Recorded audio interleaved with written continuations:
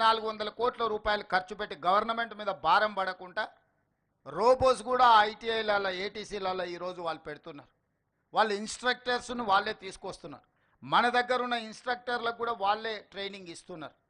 ఈ రకంగా ఈరోజు మనం ఐటీఐలను అప్గ్రేడ్ చేసుకొని వేలాది మంది తెలంగాణ యువతకు వృత్తి నైపుణ్యం నేర్పించి శిక్షణ ఇవ్వడం ద్వారా ఉద్యోగ అవకాశాలు కల్పిస్తున్నాము.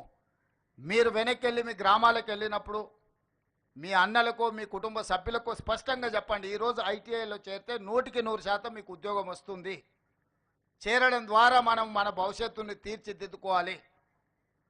ఆ సర్టిఫికెట్ కోర్సులు చదవడం ద్వారా మీకు కనీసం నెలకు 30,000 40,000 సంపాదించుకునే అవకాశం ఉంది. అదేవిధంగా ఇంజనీరింగ్ కాలేజీలలో చేరుతున్న వాళ్ళకు కూడా 4 ఇయర్స్ డిగ్రీ ఉంటే 4 ఇయర్స్ వాళ్ళు థియరీలే చదువుకుంటున్నారు.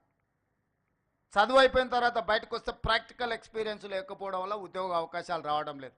అందుకే ఈరోజు ఇంజనీరింగ్ కాలేజీలలో ఉన్న సిలబస్ని కూడా 2 సంవత్సరాలు వాళ్ళు థియరీ నేర్చుకుంటే 2 సంవత్సరాలు ప్రాక్టికల్గా కంపెనీస్లకి వెళ్ళి పెద్ద పెద్ద మల్టీనేషనల్ కంపెనీలలో వాళ్ళు పోయి శిక్షణ పొందే విధంగా ఆ టైంలో వాళ్ళకి ఆ సంస్థలు కూడా స్టైఫండ్ ఇచ్చే విధంగా ఈరోజు మనం కంప్లీట్గా సిలబస్ విధానాన్ని మార్చుకొని ఇంజనీరింగ్ గ్రాడ్యుయేట్స్ను కూడా సాంకేతికంగా వాళ్ళ నైపుణ్యం పెంచి ఈరోజు వాళ్ళను కూడా నిష్ణాతులుగా తయారు చేయడానికి ఈరోజు మన ప్రభుత్వం ఒక నిర్ణయం తీసుకుంది.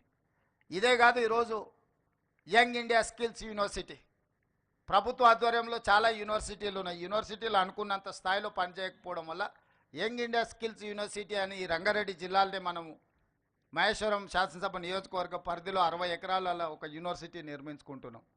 దీనికి పీపీపీ మోడల్ అంటే పబ్లిక్ ప్రైవేట్ పార్ట్నర్షిప్. ఈరోజు మహీంద్రా వెహికల్స్ మనం చూస్తున్నాం. అంత పెద్ద కార్పొరేట్ సంస్థ యజమాని ఈరోజు young India skill university chairperson, అతనే బోర్డ్ చైర్మన్గా ఉంటాడు. అందులో రెడ్డి ల్యాబ్స్ కానీ అరబిందో కానీ ఇతర ఫార్మా కానీ ఐటీ కానీ డిఫరెంట్ కంపెనీలకు సంబంధించిన సీఈఓలు ఆ బోర్డు డైరెక్టర్స్గా ఉండి వాళ్ళే సిలబస్ తయారు చేసి వాళ్ళే విద్యార్థులను సెలెక్ట్ చేసి వాళ్ళే ట్రైనింగ్ ఇచ్చి సర్టిఫికెట్ కోర్సులు, డిప్లొమా కోర్సులు, డిగ్రీ కోర్సులు అందులో వాళ్ళకు నేర్పించి అందులో చదువుకున్న వాళ్ళందరినీ వాళ్ళే ఉద్యోగాలు ఇచ్చే విధంగా ఈరోజు మల్టీ టాలెంటెడ్ విద్యార్థులందరినీ కూడా శిక్షణ ఇచ్చి వాళ్ళ కంపెనీలలో తీసుకోవడానికి ఈరోజు యంగ్ ఇండియా స్కిల్స్ యూనివర్సిటీని ఈరోజు మనం ప్రారంభించుకున్నాం. దేశానికే ఆదర్శం ఈ యంగ్ ఇండియా స్కిల్స్ యూనివర్సిటీ. అదేవిధంగా స్పోర్ట్స్, మొన్ననే ఒలింపిక్ గేమ్స్ ఇవన్నీ చూసినాం. మనం 140 కోట్ల జనాభా ఉన్న మనము ఒక్క గోల్డ్ మెడల్ కూడా తెచ్చుకోలే. మరి ఇంతమంది యువత ఉండి మనము స్పోర్ట్స్లో రాణించకపోతే ప్రపంచ దేశాల ముందు మన దేశానికి అవమానం కాదా? నేను మొన్న సౌత్ కొరియా పోయి వచ్చిన.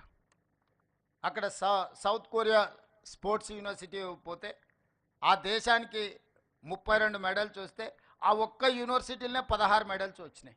ఒక అమ్మాయికి 3 గోల్డ్ మెడల్స్ వచ్చినాయి ఆర్చరీలో.